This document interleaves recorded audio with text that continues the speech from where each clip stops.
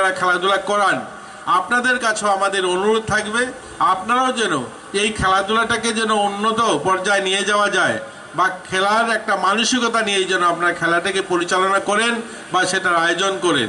আজ উদীয়মান সংঘ একটা ভালো আয়োজন করেছেন, আমি তাদেরকে সাধুবাদ জানাই এত সুন্দর একটা আয়োজনের জন্য, এবং মঞ্চে যারা রয়েছেন উপস্থিত তাদেরকেও আমি শুভেচ্ছা জানাই, তাদেরকেও অভিনন্দন জানাই। সবাই স্পোর্টসের সঙ্গে যুক্ত, এখানে অনেকেই রয়েছেন, স্পোর্টস কাউন্সিলের সেক্রেটারি রয়েছেন, আমাদের যিনি অলিম্পিক অ্যাসোসিয়েশনের যিনি চেয়ারম্যান উনি রয়েছেন, সবাই যারা এলাকার সুধী নাগরিক যারা আমাকে শুনছেন সবার কাছে একটা অনুরোধ থাকবে আমরা সবাই যেন, কারণ আজকের দিনে দাঁড়িয়ে আমরা আমাদের রাজ্যে যদি দেখি যুব সমাজ একটা বড় অংশের যুবরা নেশায় আসক্ত হচ্ছে, তার থেকেও বার করার এটা একটা বড় মাধ্যম।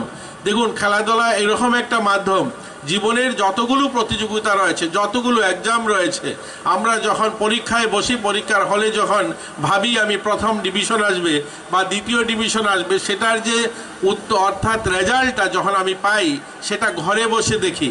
এটাই একমাত্র প্রতিযোগিতা যেখানে রেজাল্টটা সবার সামনে দাঁড়িয়ে গ্রহণ করাটাকে আমাদেরকে শেখায়।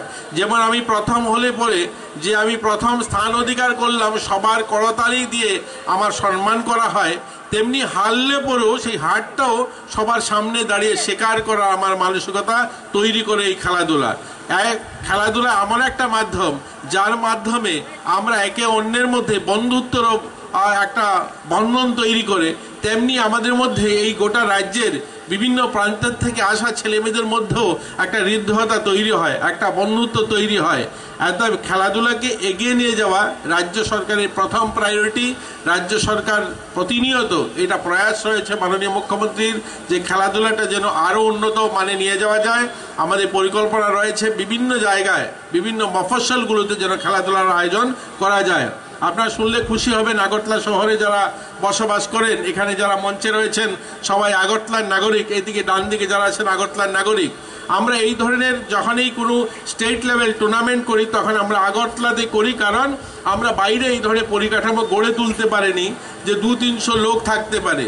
এই আমরা কিছুদিন আগে, আজ থেকে 3 মাস আগে, আমরা আমবাসাতে একটা যুব আবাস যেটার উদ্বোধন হয়েছে, যেখানে 200 বেডের, অর্থাৎ সারা রাজ্যের থেকে ছেলেমেয়েরা গিয়ে সেখানে থাকতে পারবে এবং সেখানেও স্টেট লেভেল আমরা টুর্নামেন্ট করাতে পারবো, সেই ধরনের পরিকাঠামো আমরা সেখানে গড়ে তুলেছি। আর সবচেয়ে বড় কথা হলো এটা প্রথমবার হয়েছে এই রাজ্যের একজন খেলোয়াড় আমাদের মধুসূদন সাহা, ওনার নামে আমরা ওই ভবনটা, ওই যুব আবাসটা আমরা উৎসর্গিত করেছি। আগামী এই 2 তারিখে যে আমাদের অ্যাথলেটিক ট্র্যাকটা উদ্বোধন হবে, সেটাও এই রাজ্যের একজন আমাদের খেলোয়াড় যার অনেক অবদান রয়েছে এই রাজ্যের জন্য, ওনার নামে আমরা সেটা উৎসর্গিত করতে যাচ্ছি। আমাদের রাজ্যে প্রান্তিক এলাকাগুলোতে কৈলাসহর, উদয়পুর, বিলুনিয়া, ওই সমস্ত এলাকায়ও আমরা যুব আবাস নির্মাণ করা, সেখানে মাঠ তৈরি করা, সেখানে কোচিং সেন্টার তৈরি করা, সেগুলোর উপর আমরা জোর দিচ্ছি। তো সবাই ভালো থাকবেন, সবাইকে আবারও শুভেচ্ছা অভিনন্দন জানিয়ে আমি আমার এই কয়েকটা কথা শেষ করলাম। জয় হিন্দ।